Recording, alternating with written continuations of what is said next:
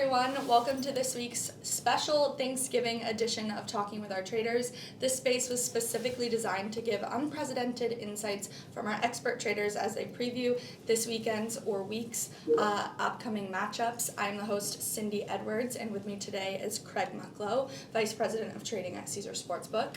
Hello there. Next we have Adam Pullen, Assistant Director of Trading here at Caesars. Hello, everyone. And then we have our Head of College Football, Joey Fiesel. Hello. How has your weekend been, guys? Nuts. Good. Long weekend? Yeah? Yeah. Very long weekend, yeah. Very One long was weekend. cool. It was fun to watch. Yeah? Fun to watch, but like getting to bed so late, Yeah, it wasn't that- helping, that especially on a was- football weekend. Not a good format for Sunday, yeah. Well, it's finally getting cold outside. Oh, yeah. Yeah, it's chilly.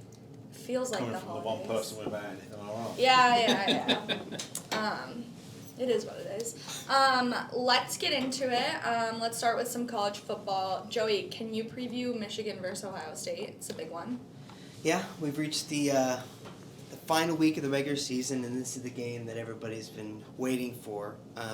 We have two unbeaten of the top three teams that will be vying for that ticket to the Big Ten championship game against Iowa, and really should punch the ticket to the college football playoff as well. We had this at 6.5 last week, with Michigan having a little tougher battle, and Ohio State blowing out. It's down to 4. This game will be cold, but doesn't really appear like any weather's going to really have factor for this one. Ohio State has lost the last 2 to Michigan, so they really want to kind of push it over and prove that they can get to this playoff and beat Michigan. Meanwhile, Michigan's kind of playing as like an underdog favorite where, everybody's like, oh, you haven't played anybody, the whole scandal that's going on, so they have that to prove too, to kind of get to that Big Ten championship game. Should be a great game. I really lean Michigan in this spot. Ohio State's offense really hasn't shown me that they belong. Obviously you have Harrison, but that's about it. Their defense is really good, but I think in a defensive battle, Michigan's the team that you don't want to play, so I'm leaning Michigan on this game. Yeah, I agree with Joey. I think, it's not surprising if the lines come down a little bit. Obviously, with their performance against Maryland, only winning, by 7, and not winning in blowout fashion like they have all season. It's, now people suddenly have doubts on it. But yeah, I think it's a little low. I agree with Joey. I think Michigan's the better team. Ohio State, like I said, the offense hasn't been as great as it has been in previous years. So I'm leaning Michigan as well. I don't think the Harbaugh, absence is going to make a big deal in my opinion. But can't ask for anything more. It's one of the best rivalries in football and in sports in general. So it should be a good one come Saturday morning.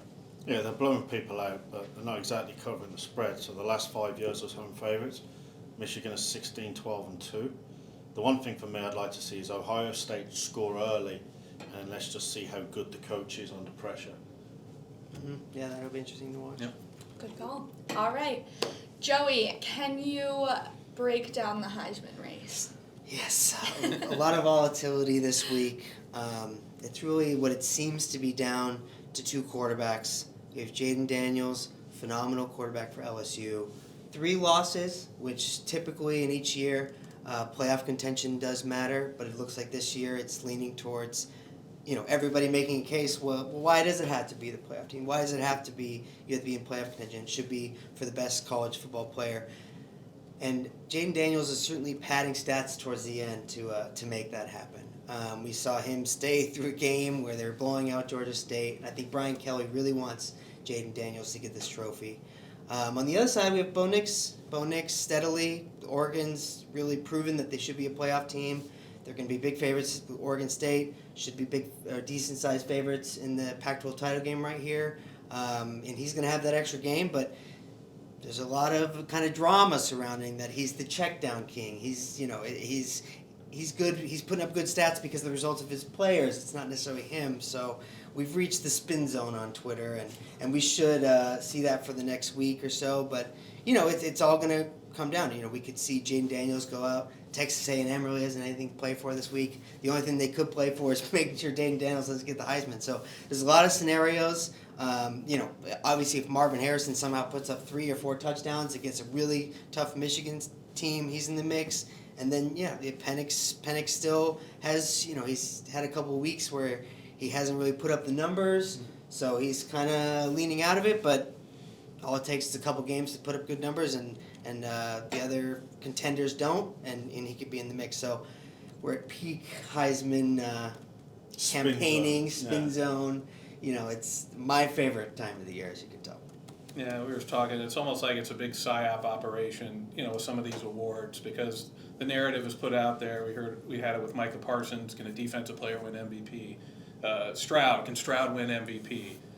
You know, the narrative influences betting. People hear this stuff, and they bet accordingly. So, you know, Daniels is a great player. Obviously, he's multifaceted, you know, more of a dual threat than Bo Nix is. And he's put up big numbers. I mean, that schedule quirk where the SEC plays, you know, the FCS teams late in the season definitely benefited Daniels yesterday than playing a conference game. Didn't benefit all SEC teams. Auburn didn't benefit off it, but you know, that definitely, you know, putting up 8 touchdowns and 400 yards just adds to the confusion. You know, in my opinion, you know, either of those 3 quarterbacks, Penix, you know, Nix or Daniels, are would be worthy Heisman winners. Yeah. But like I said, Nix is going to have that extra game, and if he performs on that big stage, leads Oregon to the Pac-12 championship game, that might give him the leg up. But you know, as Joey said, it's there's a lot of spin, a lot of stories being put out there. I mean, Daniels is worthy, but there's just no set criteria for what makes an award winner, and that's the confusion. That's why their markets are hard to book in general, not just the Heisman. Right. You pay quarterbacks to win games and win titles, not to brazenly stat pad against the lesser opponent. When you're up 42-14 at the start of the fourth quarter and your quarterback's still in the game, if I'm the coach on the other sideline, I'm breaking the record for the most roughing the passer penalties of all time. It's just poor sportsmanship. Yes, the guy is a superb talent, but he's not beating anybody, and they've got 3 losses. He's not even going to be mentioned when it comes to the playoff. So you pay the quarterbacks to win games and to win titles, and he hasn't done it. But obviously, we're in a spin zone. Yeah, I like that, spin zone. All right, are you ready to move on into some NFL matchups? Sure. Yeah. All right, well, it's Thanksgiving week, and our first game will be Packers versus Lions. Lions are coming off a pretty wild win. Who wants to start? I'll take it. Go ahead. It's nice for the Lions to be playing anybody not called Aaron Rodgers on Thanksgiving. Right? Or Brett Favre. The Lions are 4-1 against the spread the last 5 at home versus Green Bay. Detroit actually are tied for the lead with the best against the spread record for the year, 7-3 this year, tied with a couple of teams, but they're only 3-2 at home. Detroit's last 8 home games, they were favourites. They're 6-2 against the spread, 7-1 straight up. In the previous 38 games, they're only a favourite at home 9 times, so it just speaks of how well they've improved, and they've got better. They're on a 5-game losing streak at home on Thanksgiving, all as dogs. Green Bay is still in the hunt for the playoffs, along with the Rams, the Falcons, the Bucks. They're not toast yet, but a loss would certainly put them in the hole. I know I'm saying that because I assume Seattle will lose as well later in that day. But you know, maybe one for the Lions to finally eat some turkey at the end of the game. Yeah, the Lions 7.5. If I would have told you 3 years ago that the Lions would be 7.5-point favorites against the Packers on Thanksgiving, you would have thought I was drunk. Like, it's crazy. But this Lions team, they've been, you know, kind of tenacious throughout this year. Had a lot of turnovers. It was the Bears, but to fight through that and to get the win at the end, it really shows the character of this Lions team. Packers, you know, another fourth quarter win. Nevada alumni Romeo Dobbs catching the game winning, of course. But that was really the Chargers kind of being the Chargers. This is a divisional game. Kind of anything can happen, but it's always my favorite Thanksgiving game to watch. Yeah, no, it's great to see the Lions in a spot where actually you're not complaining that, oh, I got to watch the Lions again. You know, Dan Campbell's done a great job. The Lions are for real. You know, they got lucky yesterday. Maybe there was a little look ahead. They got fortunate. I think Campbell might, you know, be on them pretty good this week. You know, that's obviously something that it shouldn't have come down to that, what they had to do in the fourth quarter against the Bears. But, yeah, like I said, it's great to have the Lions, you know, relevant, and it adds more to the Thanksgiving slate of games when, you know, the Lions are not just, oh, all right, how bad are they going to do? You know, like Craig said, they've had a losing streak. Buffalo last year, I think that was right around when they started playing well. Yeah. Barely lost to Buffalo on Thanksgiving. So, yeah, just unusual to see him in this role as a more than a touchdown favorite. But Packers have been tough on the road. They've had some close losses. But obviously this is the best team they played on the road all season. So we'll see what happens. But yeah, I'm hoping for a Lions celebration come Thursday. Well, not too much. The house doesn't, but as a football fan, you want to see. Yeah. I root for the Lions. Right. I mean, if you had a ticket on the Lions on the spread yesterday, when the ball was getting bounced backwards into the end zone, like you had a live chance of covering a bet that you had absolutely no chance. You're of happy winning. to see that line kick it out. You know, it's like if you're on the Bears, like kick it out of bounds. Insane. Yeah. All right, Commanders versus Cowboys is our next Thanksgiving matchup. Let's preview it. Yeah, I'll go ahead. Game opened 11, 46.5. Spread's the same. Totals jumped up a few points. It's 48.5 as it stands now. Yeah, Washington coming off a real ugly loss last week to the Giants, who look bad in their own right, but 6 turnovers. Obviously, that's not going to get the job done this week. Dallas is on a good roll. They should have a 5-game winning streak. If they had cash in against the Eagles, they had all those chances. And when Dallas wins, they win by a lot. So it's not, they just, other than the Charger game, I think they won by 3. They've won by a lot. I mean, they're just blowing out teams. So obviously, it looks like 2 teams in opposite directions. It looks like an easy blowout for Dallas, but sometimes when you look at the team that looked the worst the week before, the last week, now's the time to bet them this week. But maybe they sneak within the number, but it's tough it's gonna be tough to back the Commanders in this spot. Always a game that I never see the second half of because Thanksgiving dinner in the Fiesel household starts at 3 p.m. So, not a lot to see here. Cowboys big favorite. Commanders season really is in shambles, like Adam said. Though it's usually the case where they come out strong. But yeah, I think Cowboys can call how much they win this game by. It is Thanksgiving. I know Jerry House. They want to win this game big. So. Yeah, not a lot to see here. Kind of probably the least out of these 3 games on Thanksgiving.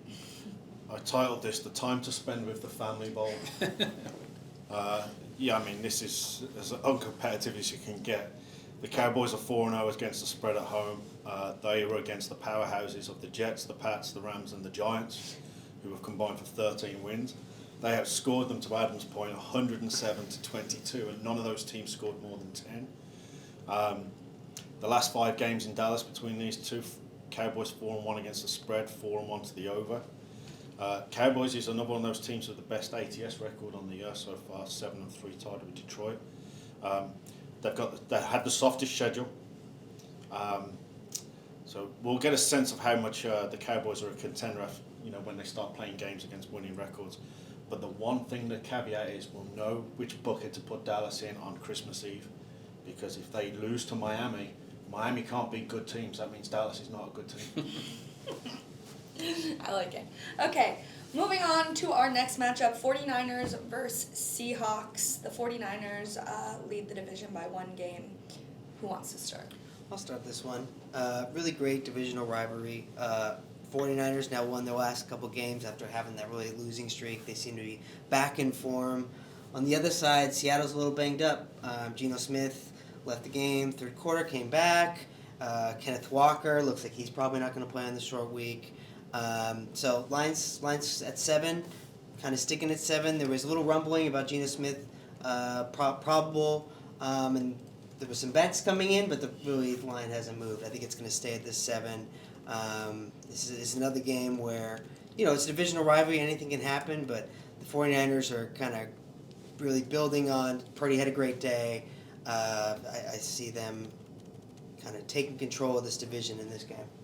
Purdy did not look mid. No, he did not look good. Looks superb. Surprisingly, Seattle are 10-2 recently at home versus the 49ers straight up, and both those losses were by less than a touchdown. Huge spot for Seattle because obviously if they win, they get the tie in the division, and it also gives them that separation in the wildcard standings, which they're going to need looking at their schedule. A loss isn't the end of the world, but it's not ideal. Seattle's next 4 versus 49ers, at Dallas, at San Fran versus Philly. So that two-game wild card lead could be disintegrated pretty quickly. San Fran is 7-3 on the road, straight up as a touchdown favourite, but they've lost their last 2 straight up, Cleveland and Minnesota. And divisional dogs this year of a touchdown or more are 2-2 straight up. Pats beat the Bills, Broncos beat the Chiefs.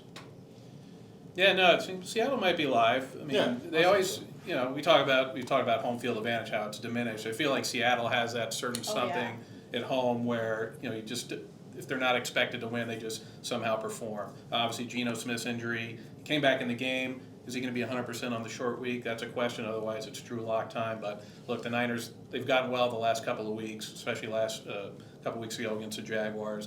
There's a defense back. They had that 3-game slide. So Niners obviously one of the top teams in the league. But in my opinion, I think Seattle might be able to do something this game. I know they're banged up, like Joey said, but it's a divisional game, and that loss yesterday hurt for them. But San Francisco is going to be a tough out.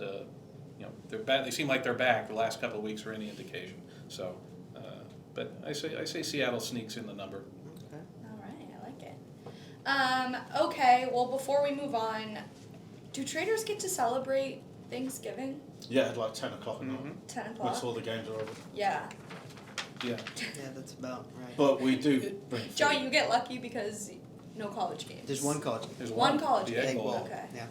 All right. Yeah. No, I mean it's another day. Obviously, it's it's a holiday, but as we say, there's no holidays in the sports betting business. There's games. There's always games, whether it's on Christmas, on Thanksgiving. So a lot of times when you're home, everybody's home with their families. Just think of your poor sports betting traders in the office booking games. But that's what we got to do. That's the job. So it's sometimes family time gets a little cut short, which is unfortunate, but that's the job. Yeah. Well, now you don't only have to work Thanksgiving, you can also work Black Friday because we have our first Black Friday NFL game. We have Miami versus the Jets. Jets just announced they're benching Zach Wilson for Tim Boyle. Does that work in their favor? Probably. Yeah. He's going to play the role of Boyle sport. Yeah. Can't get worse. So. Yeah. I mean, look, Miami have got a Cowboy-esque schedule the next 4 weeks. They've got the 31st easiest schedule so far. Next to their next 4 opponents have 4 wins or less. The Jets are a big under team, so no surprise because they just can't score. Right. 7-3 this year under. The last time actually Miami were a touchdown or bigger road favourite was against the Jets 3 years ago, and they won and covered 20-3. Interesting because last year when Miami went to New York, it was the Teddy Bridgewater, Skylar Thompson show, and the Jets pounded them 40-17. And that game was 17-19 going into the 4th. So, do I expect a repeat of this weekend with Miami? No, Miami were awful this week. Kept turning the ball over. They looked rusty. Something wasn't right.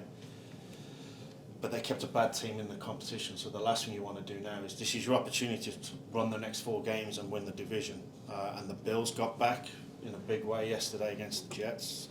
It's always a good recipe. Play a New York team, and you get your form back. So this is huge for Miami because they absolutely need home field advantage in the playoffs. Yeah. Right. No, like Craig said, Miami did not look good yesterday, but they got the win, and that's all that matters. But yeah, the Jets. What else can you say? I mean, their offense is completely anemic. Zach Wilson. It looks like they're closing the book on him. They're going to Tim Boyle. It's crazy if you look at yesterday. The best passer rating was from the punter Thomas Morstead. So that was an interesting quirk in the box score. But yeah, it's what else can you say? I'm not overly enthused about laying that big a number with Miami. No. The Jets still have a good defense, but we talked about Buffalo and how they seem to spark back to life last week against the Jets. So that didn't look good either. As average as Buffalo had been playing. So it's obviously it's just not looking good for the Jets. They're trying to do whatever they can. Zach Wilson just is not going to do it. Can Boyle do anything? I don't know. He just needs to not make mistakes and set Miami up for easy scores. But not overly enthusiastic about the Jets' chances. But again, like I said, I wouldn't exactly be rushing to the betting window to lay the points with Miami either. Yeah. Interesting line movement too. Obviously opened up 7.5 Dolphins yesterday. Tim Boyle news. We're now 9.5. So I guess Zach Wilson's worth 2 points. Yeah. I don't know about that, but Tim Boyle. Looking at his stats earlier, 3 touchdowns to 9 interceptions. Not the greatest ratio. But yeah, the Dolphins need this one bad. They came off their bye really flat. Really troubles with a Raiders team that's not the greatest this year. A-Chain came back. It was short-lived. He's back injured. I'm not sure what his status is going into this game. But yeah, the Jets just really, they got a good defense, but if you can't have the offense on the field for more than 3 plays at a time, that defense is going to wear down. And then, we saw how that outcome came yesterday with the Bills. So, yeah, this is Miami really kind of need to get right, stay competitive, look towards the postseason. This is the game they need to take control of. I just saw an A-Chain update from McDaniel. He said he either will or will not play. Really? So there you go. Always. Breaking news. How many teams that did Hard Knocks made the playoffs? I can only think of one, the Bengals. The Rams that year made it. Not many. Yeah, not many. Aren't Miami the Well, they usually victim take of that the curse poor. this They usually take the poorer team. This year was different, with Rodgers, but then that was. Are you saying they're going to have to beg Short people legs. to get on Hard Knocks? I won't be watching it. Maybe we'll have to go to the CFL. It's interesting that they You should pitch them. just as Miami have got healthy on defense, they're getting unhealthy on offense all of a sudden, which isn't Yeah. helping them. Yeah, And it was that's obvious yesterday. Yeah. Well, I feel like some teams just do come off a bye and it hurts them more than help. Yeah, I mean, common find out sense. tomorrow. Yeah, common sense says that you should get your refresh, Yeah. you're revitalized, you get to heal up, but that's not always the case. Sometimes it's takes break you in off. the Yeah, routine. it's a break in the routine. Yeah. People go off to do different things. They get days off. So yeah, it just depends. Didn't 2 of them get married? 2 Dolphins players during their bye week. Really? Tyreek Hill and Berrios. Wow. Yes, I did see that Tyreek got It's a married. curse in itself. Like Braxton Berrios, The Instagram one. he yeah. did not get married, but they did become official. They're boyfriend and girlfriend. Whatever. Your social media official? Is that what I mean? Oh, okay. All right, moving on. Bills, Eagles. You guys mentioned it. The Bills got that win that they needed so desperately. Who wants to start? I'll take it. Playing the Jets is like chicken noodle soup when you're sick, isn't it? It just makes you feel so much better. Yeah. The Bills' 6 wins this year, only 1 have come against a team with a winning record. Their next 3 games are Eagles, Chiefs, Cowboys.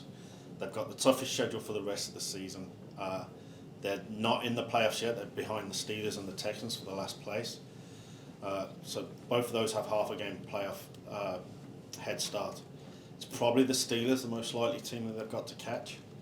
So big one for the Bills. The Eagles are also in the middle of their death row schedule: Chiefs, Bills, 49ers, Cowboys. Given the importance in the NFC seeding, I think this could be a letdown spot for the Eagles. Depends on how they do tonight. Yeah. Then the AFC opponent, but then they've got the 2 big NFC opponents coming up. So it might be I might take the points, but I certainly wouldn't be surprised if the Eagles blew them out. Yeah. This is a game really what the Bills really need. Obviously, playoff implications. They want to prove everybody wrong. Josh Allen's still throwing picks though every game, so that's scary. What was a Hail Mary? Yeah, well, still interception. Still counts on your stat sheet. Yes. Was it only one yesterday, I or think did he so. throw a I think couple? I think it was Did he just one. fumble? The challenge was trying to stay awake during that game. Yeah, That was the one game I did watch. Well, it's Yeah. because it finished 2 hours after every other 1 o'clock kickoff. I feel like he So does. long. Yeah. Bad. So yeah, we'll see how the Eagles perform tonight. They're still Right. trying to prove that they are one of those top teams in the NFC. So yeah, it should be a great game. Obviously the Bills need that one much more than the Eagles do. We talked last week. Are they toast? Maybe they're not well done toast. Maybe they got signs of life. The win was against the Jets, so take that for what it's Asterisks. worth. But like Craig said, it's a murderer's row schedule. The only easy game they have, no offense, is the home against the Patriots. All the other games, Which they've already lost to this year. exactly, yeah. So all the games Yeah. are tough. But they have Josh Allen. I know he's had a rough year. They were a preseason Super Bowl contender. They just drag you back in. So obviously this game next week against the Eagles will be very telling. I mean, every game's important from now on for them. They've dug themselves a hole. So, but yeah, we'll see how the Eagles look tonight and how they look. We'll see if the line influences anymore. I mean, it opened 3. It's up to 3.5 as of now, but that can change depending on how the Eagles look. If they go on Arrowhead and win big, the line's going to go up. If they look, average and the Chiefs win, then maybe it goes down to 3. But again, every game's big at this point of the season, no matter what team you are. Okay. The Dolphins will lose to the Jets on Friday, then the Bills will lay an egg on Sunday, because I think every time Miami have lost this year, the Bills failed to do it, except for the one game that they played each other. Yeah. All right, I guess we'll see. Okay, well, we're just about out of time. And thank you all who tuned in for our talk with the traders. We hope you have a great week celebrating Thanksgiving with your family and watching all these exciting matchups. Guys, anything you want to say? Happy Thanksgiving and a safe one. Yeah. Yeah. Have a safe Yeah, one. happy Don't eat Thanksgiving. too everyone. much. Thanksgiving. Or do. We'll see you next week. All right, Bye. bye.